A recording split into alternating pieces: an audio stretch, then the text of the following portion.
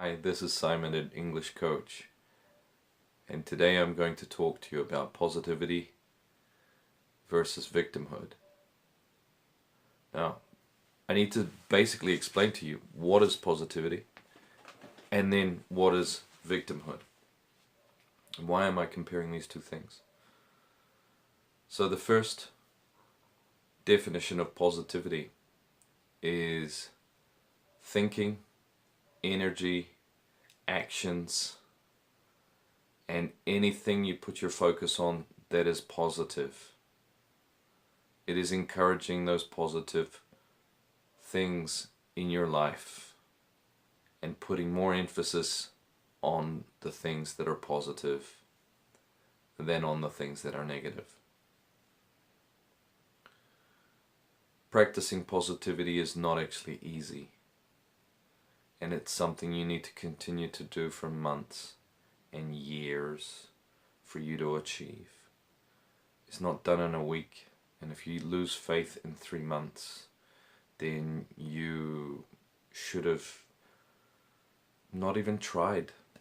You shouldn't have even tried to start, because positivity isn't about an attempt. It's not like you're giving up smoking.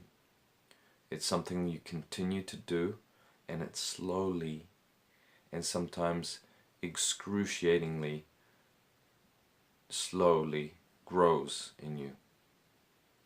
Victimhood, on the other hand, is the natural state of most people's lives. Looking at their lives from a place of negativity and hardship. They have developed a million reasons why their life will never be successful, while they have been victimized in some way or form that will never allow them any abundance or good times. Now, you would ask yourself, why would someone do that to themselves? In which there are several reasons. And you're probably thinking, what reasons could these be? Who would choose to think like a victim? Isn't that useless? Doesn't that give you less chance of achieving in this life, of living a real life? Why would you waste your time on this? And a lot of them aren't actually wasting their time. They're wasting everybody else's time, because they put their little Facebook post on the thread or on Twitter or on Instagram about how bad things are for them and how no one understands them. And then people comment and comment and comment and like and do the cry face and like.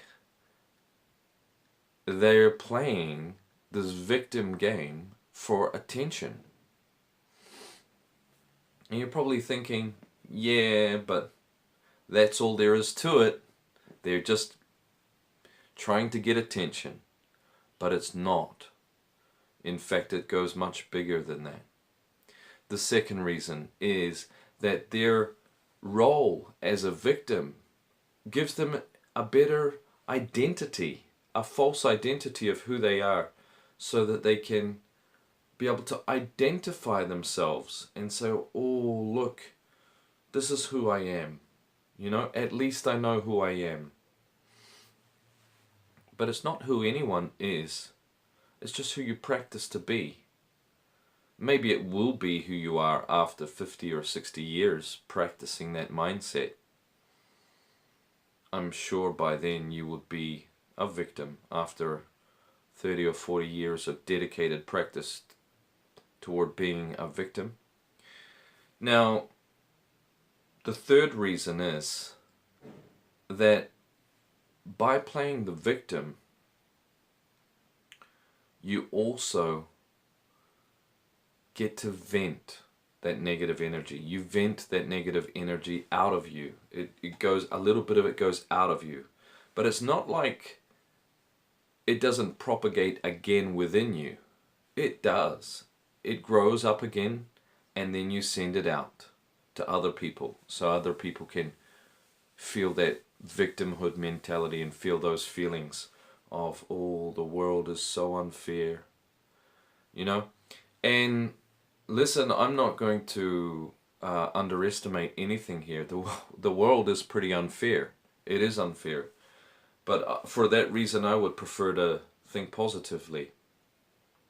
Now, if you say, oh, that's easier said than done because positive thinkers have great genes, or they are athletes, or they are fantastic entrepreneurs who have no problems in the world, and that sounds great. If that was true, that's fantastic. But a lot of my friends who are entrepreneurs have been down that road already, me included. But guys, a lot of guys have gone through much, much, much worse than me or my other friends. There's a guy, internationally renowned motivational coach, Tim Ferriss, who went through years of chronic suicidal thoughts and deep depression. It's real. It is real. All of these things are real. But we don't get out of those places by focusing on the negativity, by creating and propagating more negativity for ourselves and those around us, by coming up with big posts on Facebook and Instagram and Twitter about how we are victims and how the world is unfair and how no one understands our feelings and how offended we are. These don't actually empower you at all. These strengthen your identity as a victim. And as you go deeper into the role of victim, you feel that satisfaction that you know who you are, and at least you know who you are. You're a victim. But I'm afraid to say that this thing that you are doing is creating an industry of victimhood. It's creating people who have this perception that everything is bad, that the world is a dark place, that people don't care about people.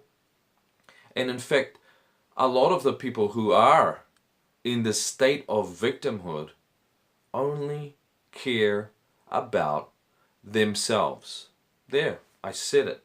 They only care about themselves. A lot of these motivational entrepreneurs that are spreading positivity like a wildfire are actually out there doing things, communicating with people, and helping communities get better benefits for themselves. Selfless people, but also people who are propagating motivation, and they just become alive. So it really is a question of, what do you choose, victimhood or positivity? I don't use the word negativity, I use victimhood, because it has become a trend. It has become popular. And you need to ask yourself, is this who you are today? Is this who you are becoming? Someone who preaches victimhood before you've seen anything? Before you've experienced anything? Before you've tested yourself? Because if that's your attitude, I ask you to rethink it. And if you say to me, that's easier said than done, well, I'll tell you one thing. There are people who are probably much weaker than you who have turned around and changed their attitude and become a lot more positive because they can feel the natural rewards and not the artificial bullshit excuses. Okay? Thanks a lot.